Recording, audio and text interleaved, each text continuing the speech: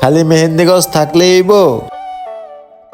সময় করে পরিবার নিয়ে উলাইন্না কলেজে ঘুরতে আসতে হইব, নাহলে কেমনে বসবেন আমাদের উলাইন্না কলেজে এত সুন্দর, চারদিকে সবুজ শ্যামলে ভরা, যেদিকে তাকাই পরানটা যায় জুড়াইয়া। যেমন কলেজটাও দেখতে সুন্দর, এই কলেজের ছেলে মেয়েগুলোও সুন্দর, সবার মন মানসিকতা অনেকটাই ভালো।